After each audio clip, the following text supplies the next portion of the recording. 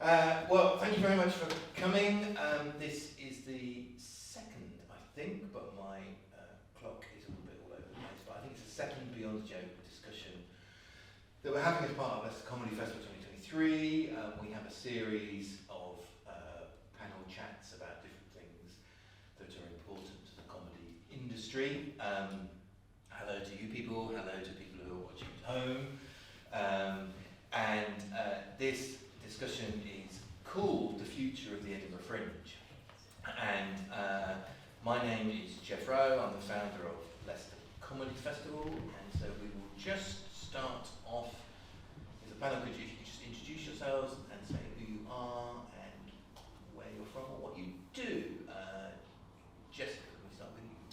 I'm Jessica Toomey. I wear quite a few hats. Front and Bucket Comedy Club and the Women in Comedy Festival in Manchester, and my agency, Fat Comedy Management. I'm Sian Davies. I am first and foremost a comedian and performer. I also run Best in Class CIC, which is a crowdfunded profit sharing initiative that champions working class performers and allows them to access Edinburgh Fringe, and we won the panel prize last year at the Edinburgh Comedy Award. Kate. Buckle up. I've done just about everything up in Edinburgh. Who can forget the High Ho Cinema Show? And now I suppose I'm best known for reviewing and having unpalatable opinions. Well, we will find out. We will find out. As people know, I guess, as we all know, certainly the Edinburgh Fringe is the longest running arts festival in the world. And certainly over recent years, and almost certainly for much longer than that, there's been a lot of chat, most recently online, of course, from people in the live comedy sector about the Fringe, whether it's accessible, whether it's affordable, and I guess the key thing is whether it's sustainable in the long term. Since COVID reared its head, there have been various features published about the Fringe, and last summer there was a lot of social media posts talking about the Fringe.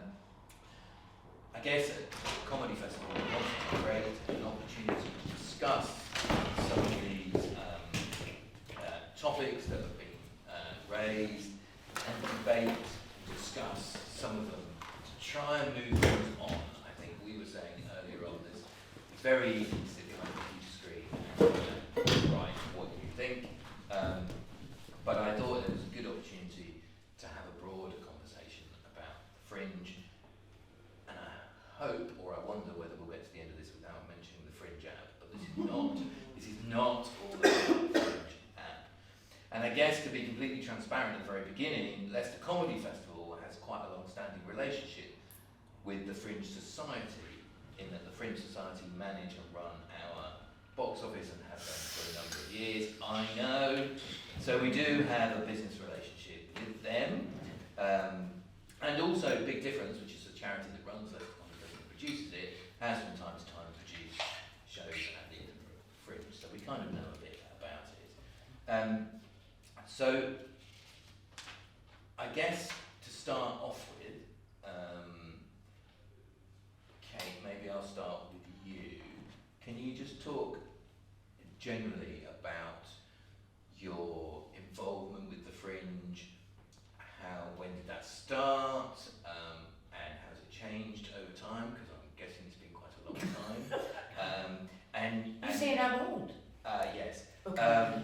Fair dues. And I absolutely promise that we will finish at 5 o'clock, so you haven't got Right, so I haven't got time to summarise it. Right, so to summarise, the first time I came to the Fringe was as a performer. All the first times were performers. 1982, I was in Craigmillar Castle, the ruins of, playing a mental abbess in Sir Simon Saint or Sinner. Have I knew? Okay, nobody.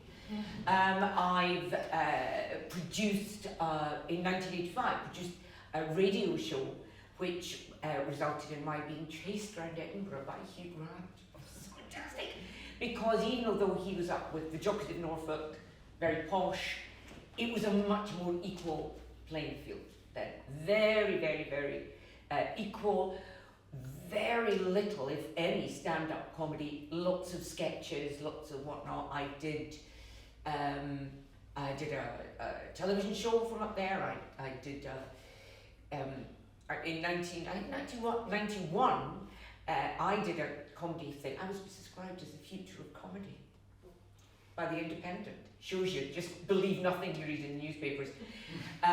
But that, I was just saying to Lindsay, 1991, I felt, because I was up most years doing something, not reviewing, but performing generally, or producing or directing a show.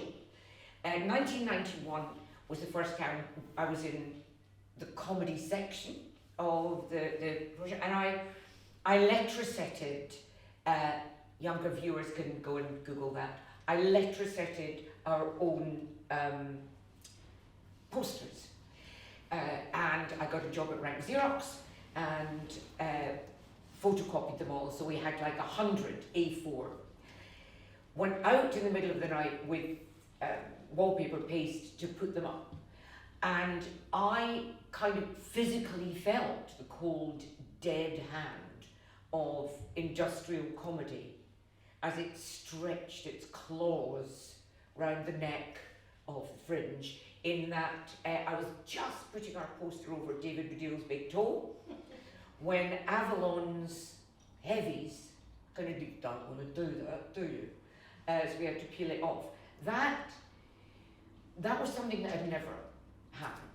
Not some big baldy bloke telling you can't do that. No sense that this person, comic, was bigger and better and everything than you because they were him off the telly.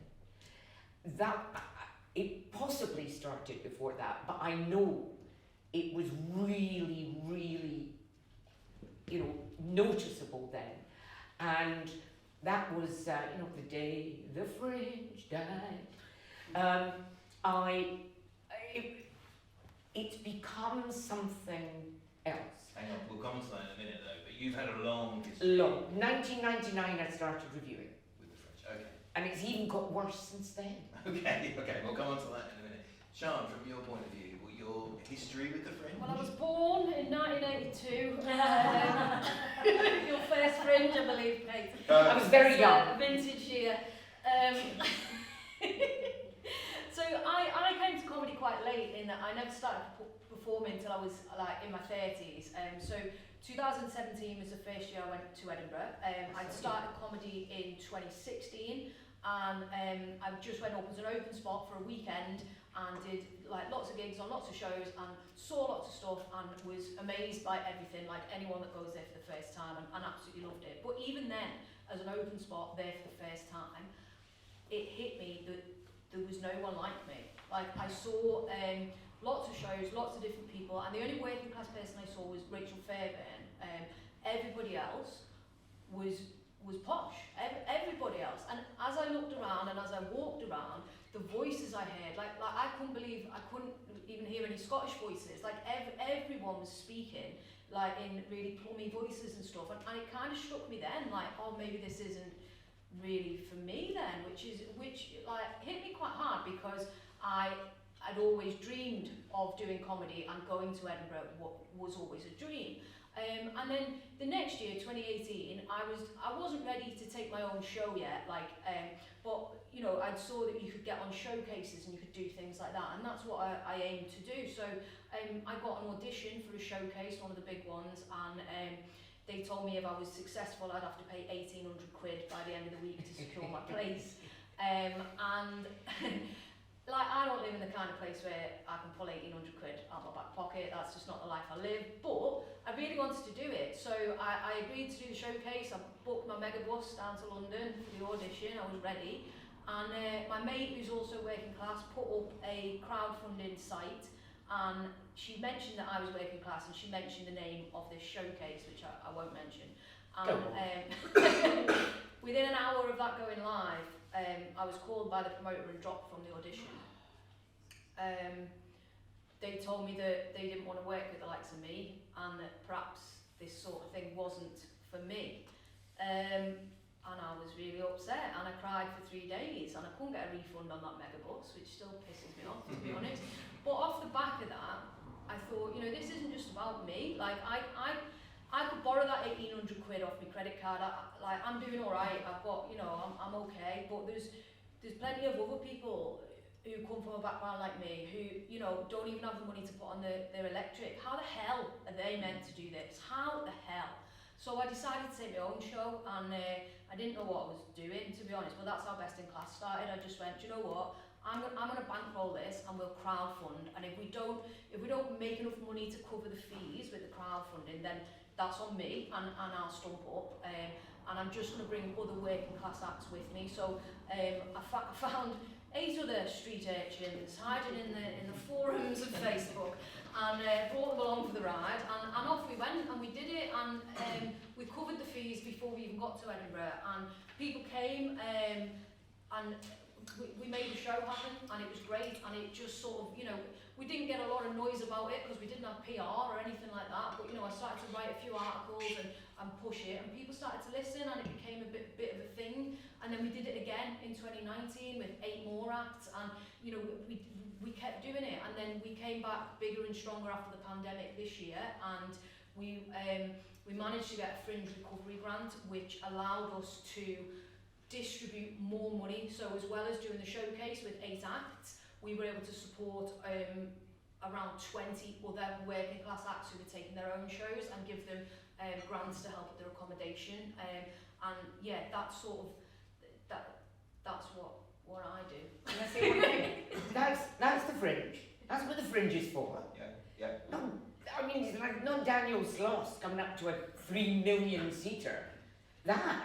Shut up. And I think there is, one of the things I should have said at the beginning, I think, is there is, what I want to make sure we do in this conversation is make a distinction between the Fringe and the Fringe Society, because they're different things, right? So, Sian, I'm just interested, did you knew about the Fringe before you went to perform? Yeah, as being like, you know, someone that's always watched a lot of comedy on the TV, like grew up watching comedy, like I always knew about the Edinburgh Fringe, and it being like something that I wanted to go to, something I would aspire to perform at, thinking that, you know, that's maybe like the be all and end all of your journey. Like when you're not involved in the industry, you kind of think of it, you know, well that's the pinnacle, and then you get there and you're like, this is just the start. Yeah. But yeah, so you know, I was aware of it, but I didn't have the experience of going. Like I was speaking to a friend who's had, you know, a much more middle class background than me, and she was saying about that. You know, she grew up going and visiting and seeing lots of things, and that cultural capital is quite different for people that are working class and from working class backgrounds. You know, if you haven't been to an arts festival, if you haven't been to a theatre, if you haven't seen live comedy, then it's a very different kind of thing than someone who's, you know, grown up going to the Fringe from the age of 6 or 7 and, you know, seeing lots of different things. So, Sure. yeah. Jess, your experience might be slightly different because you've never performed. No, God no, never performed. So, I've made very similar observations. I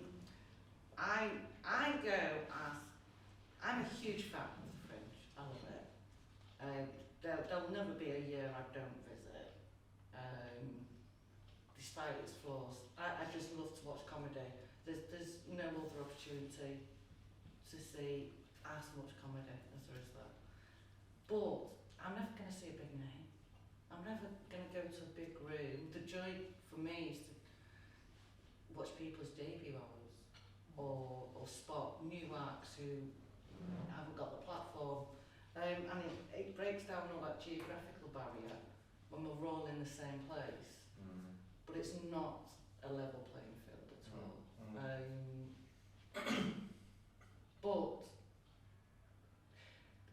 But there is a lot of comedy that I wouldn't book.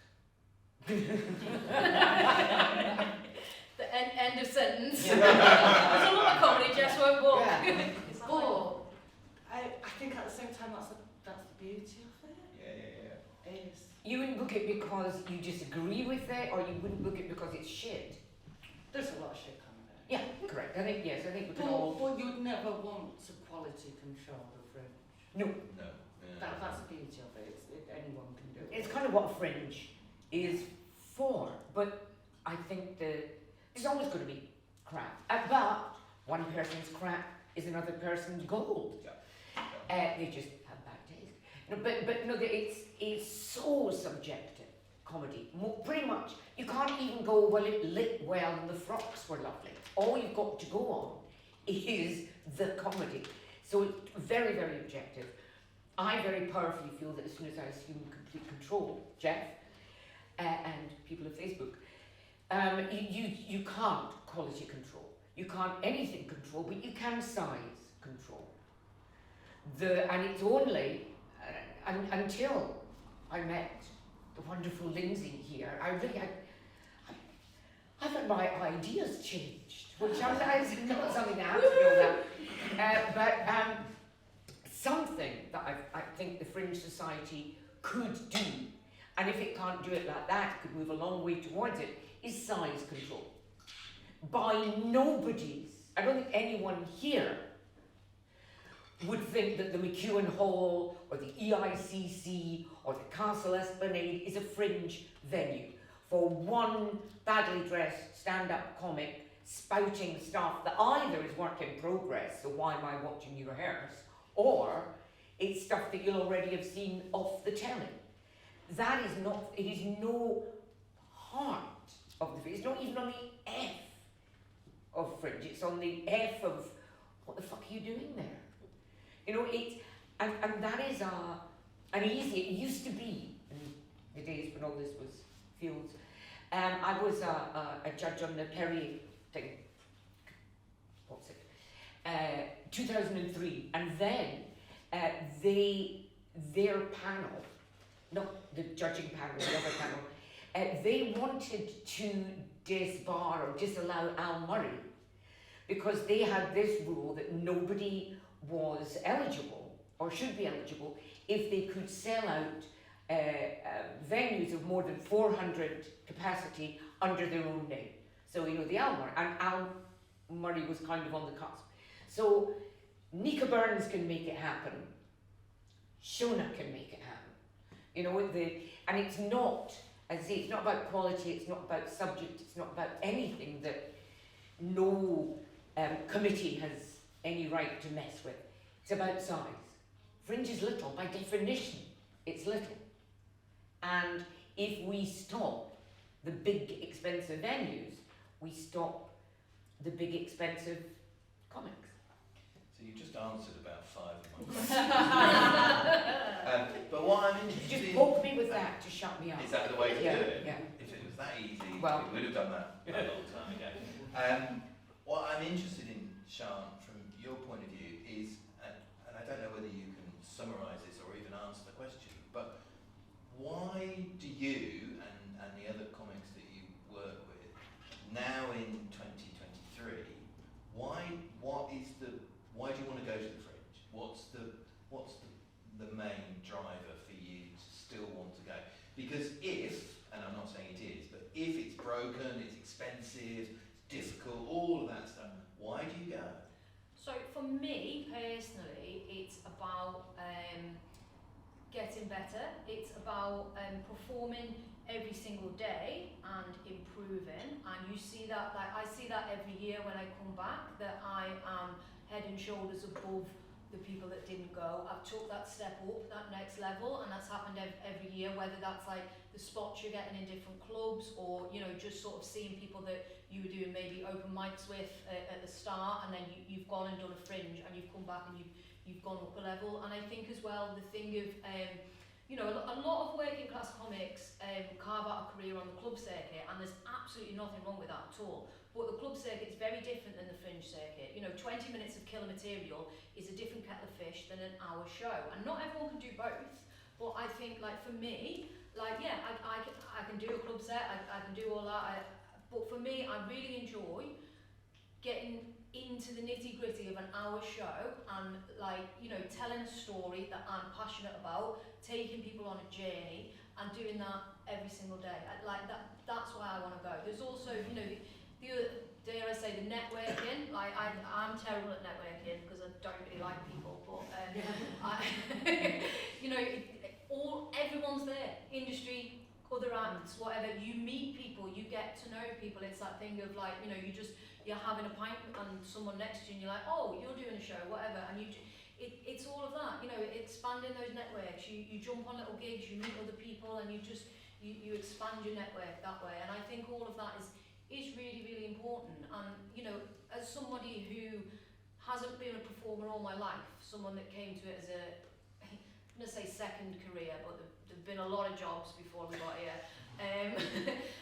I think that I really revel in being able to do it every single day to the best of my ability and to be in that environment. And I think that, you know, there's nothing better than that. And like, you know, no other festivals behave in the same way. Like we were talking earlier and somebody said, you know, the Fringe as it is now, it was like a month-long thing. That couldn't start off again now because it's just it just wouldn't happen. And like, you know, like this festival, people come up and they do 1 or 2 shows. They don't do the whole festival because that's not what it's about. But that thing of being able to go and do that is great for me.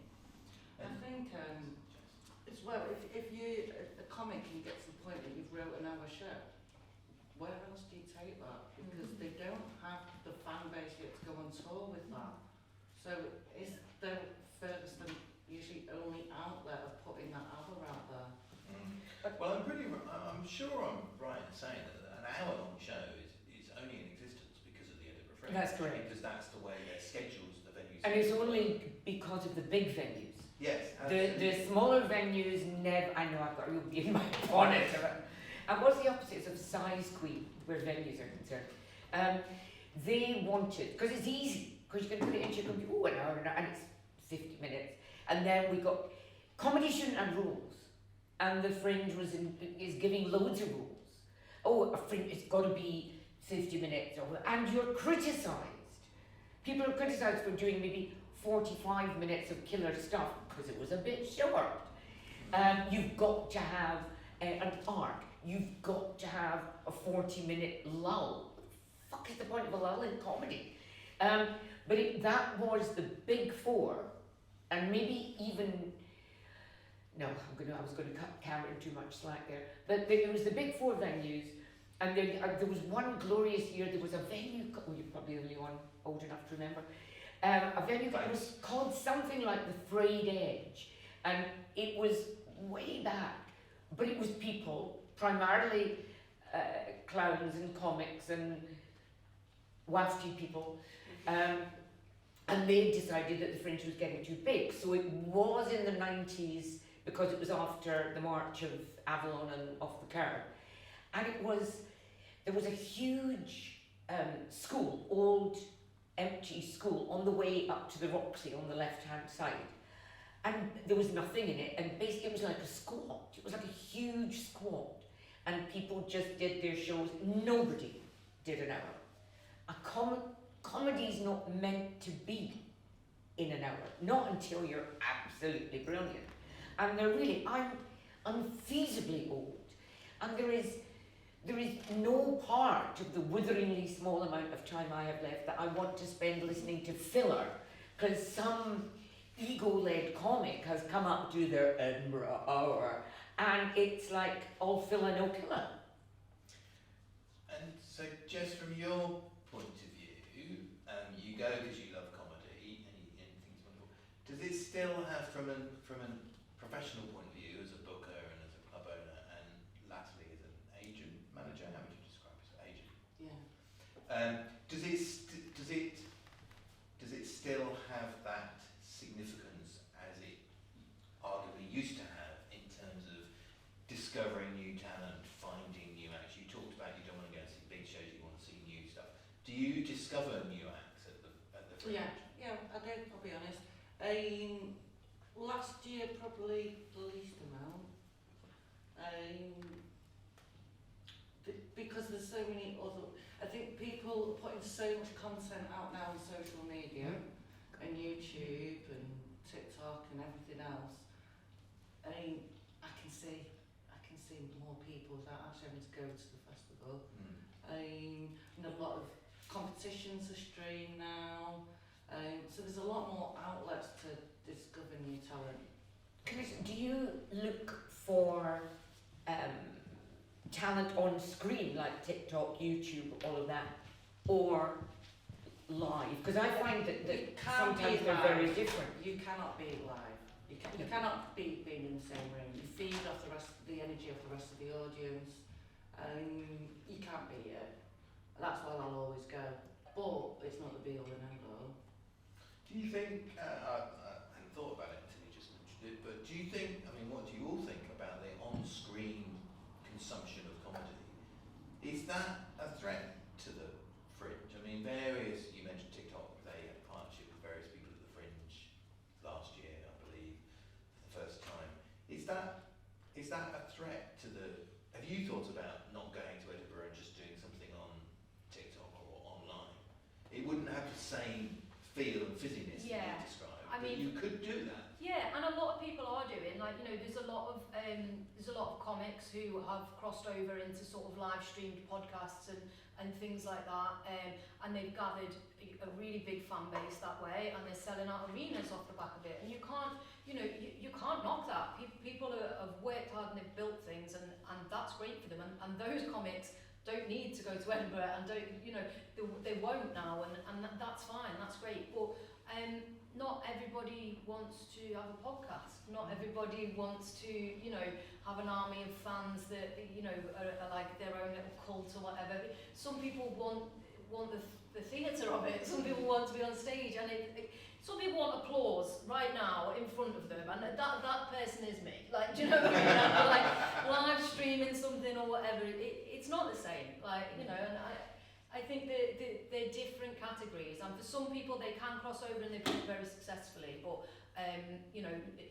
it's a different format, it's a different thing. Well, they're the rebels as well. I kind of respect them because they're doing it their way. Yeah. They don't have to bend to some rules Of agents or managers. Yeah. They've got control of their own career. And It is in one way, it's a wonderful democratization of everything. You're not, nobody can tell you, unless you're doing bomb making, the comedy show, you can't really tell you can't do that. But it's what Sian was saying. I find young people have a lack of respect for pretty much everything, but especially being a live performer is an exceptional thing, and a lot of it, most of it, I think, can't be learned, and that's why you get these wonderful. I remember when I saw Sian for the first time. I remember you were with Tom Mayhew, I think, and you just go, oh, hello, little bit shit round the edges, but this is somebody great.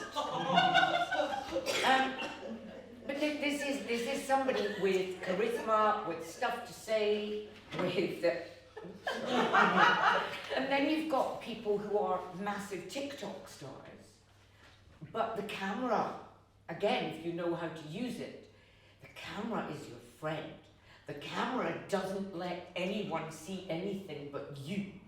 The camera gives you power that you just don't have when you're in a big space. And you were saying the very good ones. I remember I saw Bo Burnham, and I was like, this is going to be shit. He's too young, he's got 43 billion TikTok. I hate him already. He was brilliant. But there's not that many Bo Burnhams. I mean, there are, I'm less prejudiced about the crossover people, but I think maybe it's just a whole new arena. But the greatest of all of them, I think, for comedy is live. It's like sex. Blow-up dolls are marvellous. Watching porn is fantastic. But there's nothing beats doing it live. Have I crossed the line there? You may have done. Okay. So, according to Facebook rules, perhaps, but that it's an interesting point, maybe. In terms of the future of the Edinburgh Fringe, which is what we're here to talk about, is there? I've thought about this in terms of Leicester Comedy Festival. What we're streaming. we are streaming this, and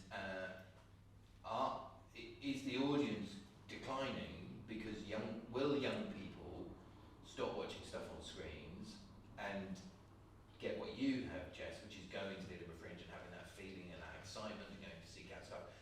Will that happen, or will the audience for the Fringe or for Leicester Comedy Festival, for live comedy in general, just literally die off I think as it the will. time goes on? I think there's a chance it could become an aging audience. Yeah. Because the youth are so used to seeing Netflix and Yeah. everything else. Yeah. Whereas our youth, we didn't have TV. Yeah. We were watching live gigs. Steady on, how old The are we? cinema, or going to see a band, or Yeah. Yeah. going to an open mic music jam in a pub. That was our entertainment. So we were used to watching everything live. Whereas I think maybe the younger generation now, everything's geared in a different way to them. And we've kind of seen that with the whole pay what you want Mm. thing at Edinburgh. Is that something you do pay what you want? Yeah, so Best in Class and one of my other shows, Comedy Queers, they've always run on Free Fringe with a sort of bucket model kind of thing. Last year, for the first time, we did tickets in advance and also a bucket, so a kind of half and half thing. But yeah, I think that sometimes you do have younger people that have maybe kind of glazed over because they're not used to, and Well, I it's think an after- hour. Yeah, You know, after nothing the, on TikTok's an hour. I think after the pandemic, a lot of audiences were very sort of, just quite happy to have a chat while you were performing, because they've got used to watching telly, they've got used to it not being a thing, and I think it's our job as performers to kind of school them a little bit on that. Like when I'm MCing, it's very important that you say to people, like, oh, don't talk when the acts are on, and you can make it fun. It doesn't, but people are used to watching telly, like they're not used to it being live. But the other side of that is, as performers, it's your job to make audiences like believe that this is the best version. Like this is, like I can't remember, I was emceeing something the other week, and I sort of said to them at the end, I don't know, I must have been feeling a bit stoic, I don't know, but someone got onto it. I was like, you can watch as much as you want on telly, you can live stream whatever, but this feeling now, this in the room, knowing that we're all laughing at this guy because he's got the wrong shorts on, or we're all this is going on. That feeling is what it's all about, building that little space, and nothing will ever repeat that. And I think it's our job as performers to instill that in our audience. It's like sex. And presumably you chose the pay what you want, broadly speaking, the pay what you want kind of model, because that was the most economically viable way for you to go. Can you just talk a bit about the two, because people may not understand the two distinctions, there's more than two, but you either have a kind of paid model where you pay to go as a comedian, and then you have a promoter and a venue, and then you take a split of the ticket money at the end, or you do a pay what you want model, and you literally, there's almost a bucket at the end where you take the money. Because I want to talk about the economics of the Edinburgh Fringe for the acts in a bit, but that was the only way you could do it, presumably. You couldn't. Yeah, you mentioned the definitely. competition, you couldn't pay the 1,800 quid. You couldn't have done the pay for model. Yeah, the outlay of the pay for model is big. Like a lot of people, a lot of acts when they're starting off, they can't afford to do that until they've got an agent or a promoter or someone that will bankroll it for them. And then that kind of belittles the thing of, oh, go and do Edinburgh and get seen, because you've already been seen before, so you're sort of on the back foot kind of thing. And particularly for acts that aren't London based, you're not getting seen because the comedy industry can't step outside the M25, so it's very difficult to have that happen. So I think that for me, for taking up shows to begin with, it was definitely about the free fringe model. So there's a couple of different organisations. So the experience I've had is I've always used Laughing Horse, and with them you pay a small sort of venue like amount of, like, I think it's about 150 quid, and that pays for things like, there's lights, there's a microphone, there's tech in the room. And then you just pay your brochure fee, which is about 300 quid now, something like that. and that's it. And then people come to the show, it's on you to market it, to flyer it, whatever. People come to the show, and then you give a little speech at the end, and you say, if you've enjoyed it, please give us some money. And you know, you've got a bucket and then a card reader, now everyone has as well, and people you know, give you donations. But you know, that outlay then that you've spent, you kind of clawing it back every day, if you think of it that way. And some days you'll be really busy. You know, Saturday you might be rammed, it'll be great. But you talk about like mid-fringe Tuesday, where it's like you've got 3 people in or whatever. Or you know, other days you've got loads of people, but no one puts any money in the bucket because that's just how it is. So it's quite precarious in those ways. But your outlay is much less. So for me, that felt safer, that felt achievable, and that felt doable. But there is kind of a thing of like the prestige of being with a Big 4 venue or being with the Free Fringe. So I did my first solo hour last year, and I basically went with the paid for model with a Big 4 venue because I wanted to compete. I wanted my name up there. I didn't want to be like, oh, just, you know, slipping away on the Free Fringe. Like I felt like I can do compilation shows, I can do all of those mixed bill shows on the Free Fringe, and they'll do great, and we make money on them. We have a fun time, the audiences love it, we sell out best in class and comedy quiz most days, you know. But I felt like my solo show, my debut show, I wanted that to be where I could compete with the other people. So that's what I did for that. And Kate, from your point of view, I think my perception would be is that when the kind of Free Fringe, pay what you want model started, and Jess, you might have a think about this as well, the industry were not entirely sure what was going on. The industry would there was for a while, a number of years, there was conversations about, oh, that's on the Free Fringe, but we'll still keep going and we'll buy our tickets, or we'll get com tickets if we're lucky enough to get that, or whatever, for the Fringe. But there was this other thing happening over here. I think one of the reasons why the perception of the Free Fringes has changed is because people understand what Sian's been talking about, which is it isn't a second class Fringe, if you like. She's just doomed to being second class. She's just said it's good enough for her compilation shows, yes. But for her solo show, she wanted to be in a Big 4 venue so she could compete. But the balance has changed because people understand that not everybody can afford to go to when we keep talking about Big 4, there's more than There's the Big 8 now, I've just learned. So people understand that from an economic point of view, people like Sian can't go, or can sometimes go to the main Fringe, if you like.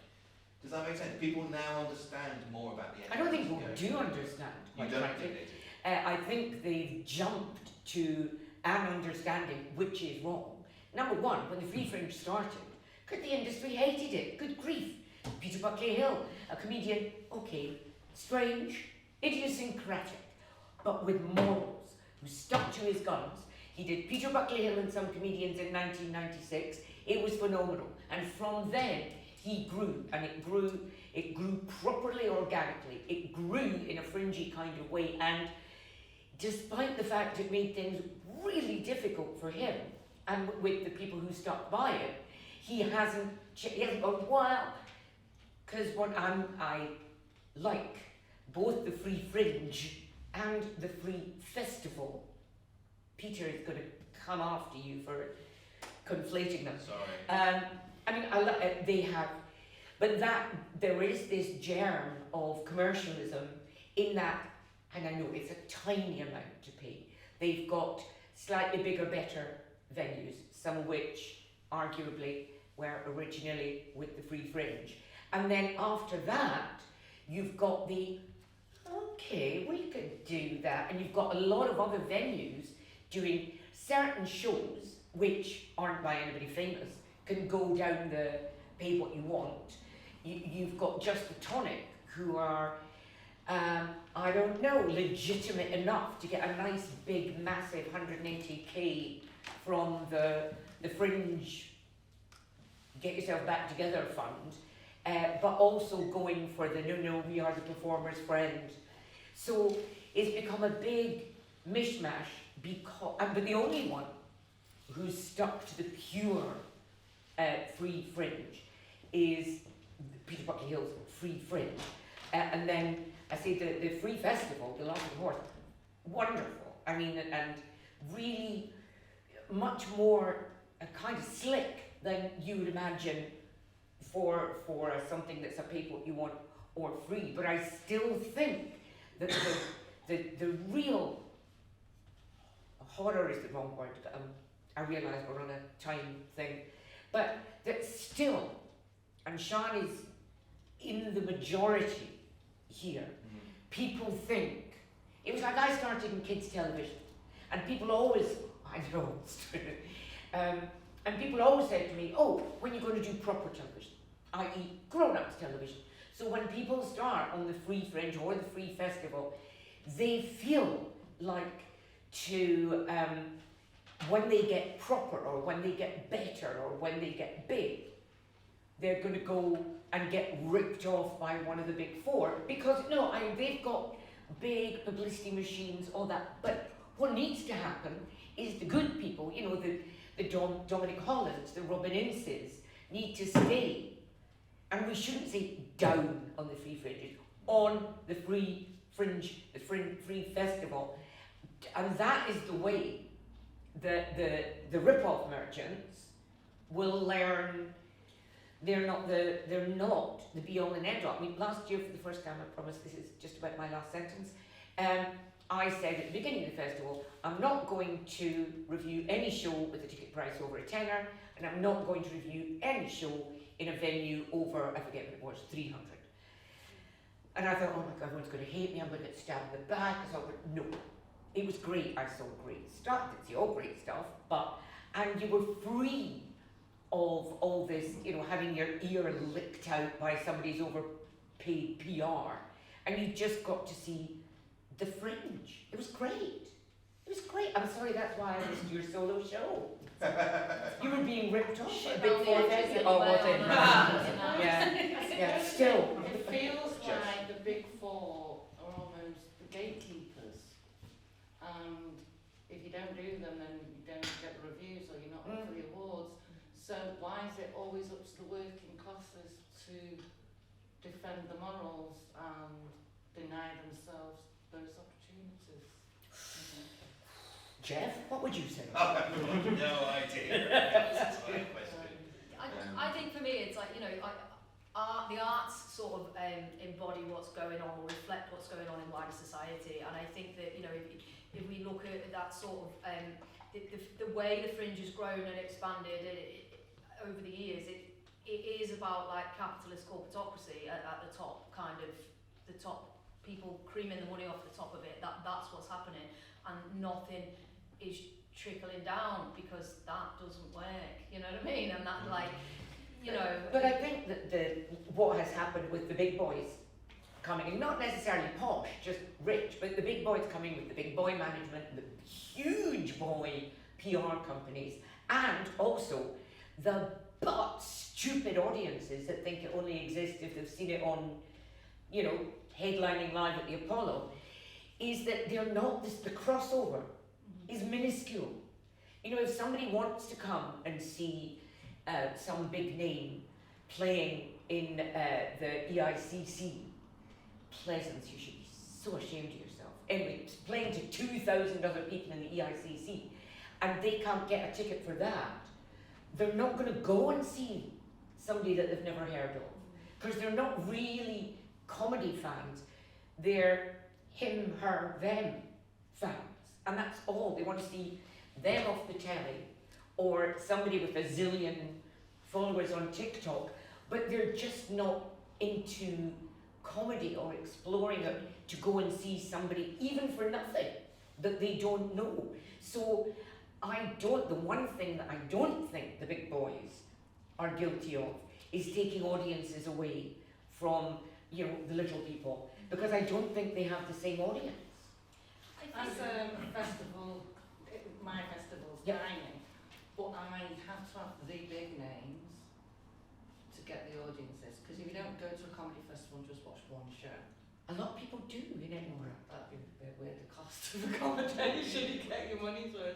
But you kind of rely on the big names to have the pull and then hopefully that will trickle down because they'll see a few shows and the newer acts benefit from the attraction of that audience. But that's not true of the Fringe, is it? No. Maybe not. They go and have a I beer. don't believe someone would just go and see one show when there's so much Well, to see. Because I say they're just interested. They're I'm going to swear, Kate, trigger warning. And they're starfucker audiences. You know, they want to see him and to be, yeah, I saw that Jeff Rowe at. Yeah, I was a mile and a half away from it because it was a big venue, and the ticket cost £175.50, and then the beer. But they'll go and see Jeff, and then they'll go and pay £10 for a glass of cooking lager, and they won't go and see a brilliant show by somebody less known. well, just to move on a little bit, Jess, from your point of view, you love the Fringe, you love going, you love seeking out. Is it, and I hate to use the phrase really, but is it economically viable for you as a comedy professional to continue to go to the Fringe? Because what I've noticed is, and Sian, you talked earlier about why you go to the Fringe, but when we started Leicester Comedy Festival, we would go up pretty much the whole thing. We would rent a flat and we don't do that anymore because we can't afford to do that. You're slightly closer to Edinburgh in terms of you're based in Manchester. But I am going for every time it's a short period. So what I've noticed is that the industry, the professionals, if you like, are not going to the Fringe perhaps as much as they used to go. So that networking thing with acts, I understand that. But do you have any thoughts about that? There's no way I would go for the whole month. Did you used to? No, I've never been You've for never a whole month. I'd try and do a week or two, but last year it was just 4 days. Yeah. And that's Because of the largely cost. because of the cost. Yeah. Okay. And Sian, from your point of view, in amongst everything that you've talked about, you've had a viable model for yourself to go financially. It sounds like you make a bit of money out of going. Now you've got the potential increase travel cost. You've got definitely the increase in accommodation cost in Edinburgh. Has it crossed your mind not to do it? Yeah, I think that at the minute, you know, I'm still quite early on in my career, so at the minute it's about doing it and learning from it and cracking on. But I feel like once I'm a little bit more established, you know, I might like take the odd fallow year, like every other year, that kind of thing. I know a lot of people do that now. So yeah, you know, that could be something that happens in the future, and I think that we could come up with a rota system for people. You could be the Northern Lesbian this year, I'll be it next year. Like that could work quite well, you know. But yeah, for me at the moment, it's definitely about being there, because I feel like although it costs a lot to be there, and although it's you know, a hard going month, I benefit more by being there. I mean, you know, that's not necessarily financially, that is in terms of the skill sets and all Kind of of that comedy kind of boot stuff. camp. Yeah, exactly. It is. It's, you know, you come back having trained your comedy muscles basically, and you know, you're on fire the first time you step on your normal home turf stage. So yeah, for me at the minute, it's definitely worth me being there. But I won't rule out not going at some point in the future. And presumably you know other people who don't go because it's too expensive to go and they can't afford to do it. Yeah. And they may have been going in the past, but now they've decided to stop going. I guess, what do you think, one of the things that was said to me last summer, and maybe was said to all of you as well, is, you know, we should all just stop going. We should all boycott the Fringe and not go from a comedy point of view. What would happen in that situation? What would happen? I think the Fringe would be comedy or just stand up. Stand up. Okay, the Fringe would be exponentially better. I think And what would happen to live comedy? we would carry on just the same. There would be more elsewhere. The other great, like Leicester Comedy Festival, you've got a great festival here. Nobody's running around and sitting in street corners crying because it's crippled them for the next 5 years financially. Brighton is fantastic. Manchester's got a great fringe. There's loads of fringes. Good grief. even at the same time as Edinburgh. There's Fringe by the Sea, which isn't heavy on comedy now, but it could be if everyone wasn't obsessed. Can I do a very quick metaphor? There's something called, buckle up, there's something called, what's it called, I wrote it down, an ectoparasitoid. And I thought we'd come onto this at yeah, some point. yeah. I'm just glad someone... I know, it's the cliche We've all been thinking it. ectoparasitoid. It's a kind of a parasite where the first generation are very powerful. They invade the host. They exude powerful chemicals and whatnot that alter the host, making the host kind of behave in strange ways. They then they put down all their eggs, millions and millions of eggs, and the next generation, the generation after that, they basically eat the host from inside, making it weaker and weaker and weaker, and then it dies. I think, and I realise that I've been paid £25 per review of a stand-up comic for quite a few years, that stand-up comedy is the ectoparasitoid on the Fringe. Right.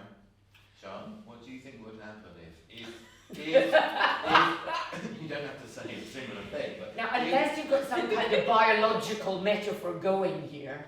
I guess what I'm thinking is, Very much GCSEs in science, to be honest. last summer, for what it's worth, the Live Comedy Association wrote a letter to the Fringe, and 1,700 people signed it and said these are all the problems with the Fringe, and what would happen? What would the consequence be? I mean, we kind of had it whenever it was a couple of years ago when the Fringe was tiny or didn't happen because of COVID, and the world kept turning, and there's still live comedy, and you didn't get to perform every night for 30 nights and do all of the networking that you talked about that you hate. But so what's the consequence? What would the consequence be of that? I don't think there really would be one. I think that it's a means to an end, isn't it? I think perhaps we need... It's very difficult because you don't want to police stuff and you don't want to say it has to be this way, it should be that way. But maybe we do need to think more about, well, like the way Glastonbury have like a year off every other year. Maybe they need to be like, right, well, like comedy is this year, but we know comedy next year, like next year's dance or whatever. Like, do you know what I mean? Like maybe they need to do something like that. I don't know. Like maybe it needs to be a different way of doing it. But then the problem you've got with that is like, because like last year it was massive in terms of performers that needed to go and do stuff. Like I went and did my debut hour that I've been waiting to do since before the pandemic, because and there were loads of us that were like we'd been held back in school kind of thing. We couldn't, because everyone the 2 years that had missed. So I feel like if you did that, if you said it'll only be every other year or whatever, you'll get that pile up of people. So then your audience is thinner, and you end up with less people in your room. So it's like it's weighing it up. Like I told you when you put me on this panel, I'm not an expert. No. I don't want. I'm just interested in your point of view. What do you think? I think it'd be fascinating if we really studied 2021, because it was really quiet 2021. There was hardly any shows. I know. It was a small scale. It felt a lot less commercialised. There wasn't as many huge posters everywhere. I could hardly see any shows because they were all sold out. They're either awful or sold out. So I wonder if there's more analysis and Because you did feel that it was only the people that really wanted to be there who were there. Yeah. And so we've got only a few minutes left, but so you mentioned earlier on, Copstick, about the role of the Fringe Society in this and limiting the size of venues, I think you said, and ticket prices, or there was some other element that you said that would help in terms of making the Fringe more like the Fringe used to be. What if there was one thing, because at the moment there's that the Live Comedy Association letter talked about all sorts of things like train time and accommodation prices. I think the Fringe Society are limited in terms of what they can do. Of course they are. But if there was one thing that the Fringe Society could do, what would it be? it be what you said? It would about be venues? to say, if you want to be part of the Edinburgh Fringe, then we're not accepting any venues more than, say, maximum 600 seats. That's it, maximum. Anything, come and do it, whatever you want. You're nothing to do with the Edinburgh Fringe. So would that create a separate festival? I don't care. You- I don't know if it would, because I don't know if they actually care enough. You know, it's not like they're driven by a passion to perform. They're driven by their management, by their PRs, by money, because these big guys, they're on a wage, a massive wage. So I don't know that the passion to perform would go, no, we must, I shall build my own venue. But I think that it's a disgrace that the Pleasance is allowed to do anything like take over the EICC, minimise the size of the venues. It's not going to hurt any of the real people. It's only going to hurt the biggies. What do you think, Sean? I think in terms of something that would have it might not sound like a massive thing, but I think from a performer point of view, I think we should look at blocking extra shows from being put on.